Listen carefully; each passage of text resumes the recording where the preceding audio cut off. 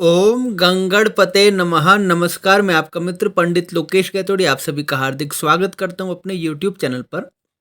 हम आपके लिए एक सीरीज लेकर आए हैं, श्री गीता ज्ञान गंगा सीरीज, जिसमें हमने गीता जी के सभी 18 अध्यायों को संस्कृत, हिंदी और उनके अनुवाद भावार्थ सहित आप लोगों के लिए प्रकाशित किया है। अब हम श्री भागवत गीता जी के महात्म्य जी की चर्चा कर रहे हैं और इस कड़ी में आज हम चौथे अध्याय की चर्चा करेंगे। श्री भागवत गीता जी के चौथे अध्याय को श्रवण करने से, उसको सुनने से, पठन पाठन करने से किस फल की प्राप्ति होती है, आज हम इसकी चर्चा करेंगे। यदि अभी तक आपने हमारे चैनल को सब्सक्राइब नहीं किया है तो आप प्लीज़ सब्सक्राइब कर लीजिए, क्योंकि हमारे चैनल पर आपको ज्योतिष, राशिफल, धर्म, अध्यात्म संबंधित जानकारियाँ देखने को मिलेंगी। यदि वीडियो पसंद आता है तो लाइक करें और आगे से शेयर करें, साथ ही अपने कमेंट भी अवश्य दें। चलिए वीडियो आरंभ करते हैं। श्रीमद् भागवत गीता चौथा अध्याय। श्री शंकर भगवान माता पार्वती जी से कहते हैं, हे प्रिय, अब मैं चौथे अध्याय का महात्म्य बतलाता हूँ, सुनो। भागीरथी के तट पर बनारस नाम की एक पुरी है। वहाँ श्री विश्वनाथ जी के मंदिर में भरत नाम के एक योगनिष्ठ महात्मा रहते थे, जो प्रतिदिन आत्मचिंतन में तत्पर हो आदर पूर्वक श्री गीता जी के चतुर्थ अध्याय का पाठ किया करते थे। उनके अभ्यास से उनका अंतःकरण निर्मल हो गया। वे शीत उष्ण आदि द्वंद्वों से कभी व्यथित नहीं होते थे। एक समय की बात है, वे तपोधन नगर की सीमा में स्थित देवताओं का दर्शन करने की इच्छा से भ्रमण करते हुए नगर से बाहर निकल गए। वहां बेर के दो वृक्ष थे, उन्हीं की जड़ में वे विश्राम करने लगे। एक वृक्ष की जड़ में उन्होंने अपना मस्तक रखा था और दूसरे वृक्ष के मूल में उन्होंने एक अपना पैर टिका रखा था। थोड़ी देर के बाद जब वे तपस्वी चले गए, तब बेर के दोनों वृक्ष 5-6 दिन के भीतर ही सूख गए। उनमें पत्ते और डालियां भी नहीं रही। तत्पश्चात वे दोनों वृक्ष ब्राह्मणों के पवित्र घर में 2 कन्याओं के रूप में उत्पन्न हुए।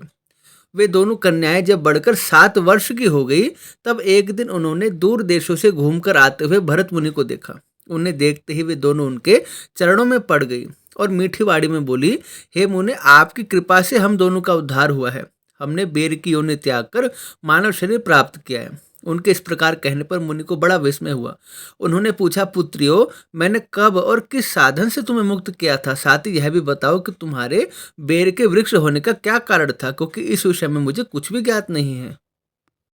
तब वे कन्याएं उन्हें अपने बेर हो जाने का कारण बतलाते हुए बोली, हे मुने, गोदावरी नदी के तट पर क्षेत्रपाप नाम का एक उत्तम तीर्थ है, जो मनुष्य को पुण्य प्रदान करने वाला है। वह पावनता के चरम पर पहुंचा हुआ तीर्थ है।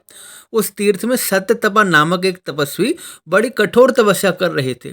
वे ग्रीष्म ऋतु में अग्नियों के बीच में बैठते थे। वर्षा काल में जल की धारा से उनके मस्तक के बाल सदा ही भीगे रहते थे और सर्दी के समय जल में निवास करने के कारण उनके शरीर में हमेशा रोंगटे खड़े रहते थे। वे बाहर भीतर से सदा शुद्ध रहते, समय पर तपस्या करते और अपने मन और इंद्रियों को संयम में रखते हुए परम शांति प्राप्त करके अपने आत्मा में ही रमण करते थे।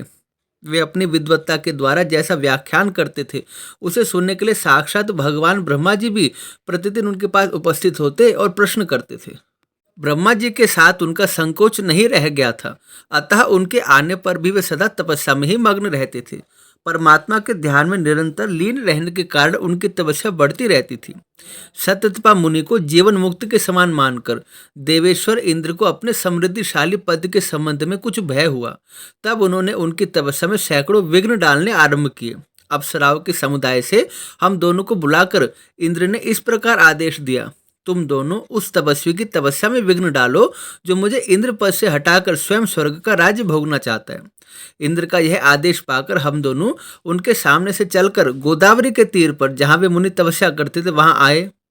वहां मंद एवं गंभीर स्वर से बजते हुए मृदंग तथा मधुर वेणुनाद के साथ हम दोनों ने अन्य अप्सराओं सहित मधुर स्वर में गाना आरंभ किया। इतना ही नहीं, उन योगी महात्मा को वश में करने के लिए हम लोग स्वर, ताल और लय के साथ नृत्य भी करने लगे। हमने पूरा प्रयत्न किया जिससे उन महात्मा की तपस्या भंग हो जाए और वह हमारे प्रति आकर्षित हो जाए। हम दोनों की उन्मत्त गति काम भाव को दीपन करने वाली थी, किंतु उसने उन निर्विकार चित्त वाले महात्मा के मन में क्रोध का संचार कर दिया। तब उन्होंने हाथ में जल लेकर हमें श्राप दे दिया। अरे तुम दोनों गंगा जी के तट पर बेर के वृक्ष हो जाओ। यह सुनकर हम लोगों ने बड़े विनय के साथ कहा, महात्मन हम तो पराधीन थी, अतः हमारे द्वारा जो दुष्कर्म बन गया है उसे आप क्षमा करें। यो कहकर हमने मुनि को प्रसन्न कर लिया। तब उन पवित्र चित्त वाले मुनि ने हमारे श्राप के उद्धार की अवधि निश्चित करते हुए कहा, भरत मुनि के आने तक ही तुम्हारे श्राप लागू होगा। उसके बाद तुम लोगों का मृत्युलोक में जन्म होगा और पूर्व जन्म की स्मृति तुम्हारी बनी रहेगी। हे मुने, जिस समय हम दोनों बेर के वृक्ष के रूप में खड़ी थी, उस समय आपने हमारे समीप आकर श्री गीता जी के चौथे अध्याय का जप करते हुए हमारा उद्धार किया था। अतः हम आपको प्रणाम करती हैं। आपने केवल श्राप से ही नहीं, इस भयानक संसार से भी श्री भागवत गीता जी के चतुर्थ अध्याय के पाठ द्वारा हमें मुक्त कर दिया। श्री भगवान कहते हैं, उन दोनों के इस प्रकार कहने पर मुनि बहुत ही प्रसन्न हुए और उनसे पूजित हो विदा लेकर जैसे आए थे वैसे ही चले गए। तथा वे कन्याएं भी बड़े आदर के साथ प्रतिदिन श्री भागवत गीता जी के चतुर्थ अध्याय का पाठ करने लगी, जिससे उनका उद्धार हो गया और वो अंत समय भगवान के परम धाम को प्राप्त हो गई। इस प्रकार श्री भागवत गीता जी के चतुर्थ अध्याय का महात्म्य संपूर्ण हुआ। इस अध्याय की यह विशेषता है कि केवल सुनने मात्र से ही यदि मनुष्य के द्वारा कोई ऐसा पाप बन गया हो या ऐसा दुष्कर्म बन गया हो जिसका निवारण अत्यंत कठिन हो, उस पाप का भी उद्धार हो जाता है। जो मनुष्य श्रद्धा पूर्वक भगवान की शरणागति ग्रहण करे और प्रतिदिन इस चतुर्थ अध्याय का पाठ करे, उसके शरीर में लेश मात्र भी पाप नहीं रहता। ना वो कभी नरक की यात्रा करता है, ना उसे कभी तामसी योनि में जाना पड़ता है, ना कभी कीट पतंगा बनना पड़ता है, ना उसके कुल में किसी की अधोगति होती है, ना उसको प्रियजनों का उसको वियोग होता है। वो सब प्रकार से सुखी रहता है। यह गीता जी के चतुर्थ अध्याय के पाठ का श्रवण करने का फल बताया गया है। यदि आप मूल पाठ सुनना चाहते हैं तो हम आपको लिंक दे देंगे, आप उसमें जाकर श्री भागवत गीता जी के चतुर्थ अध्याय का मूल पाठ भी सुन सकते हैं। साथ ही साथ इस महात्म्य को हृदय में धारण करके श्रद्धा पूर्वक इसका श्रवण करें, क्योंकि जहाँ भगवान की कथा कही जाती है वहाँ साक्षात भगवान प्रकट रूप में उपस्थित हो जाते हैं।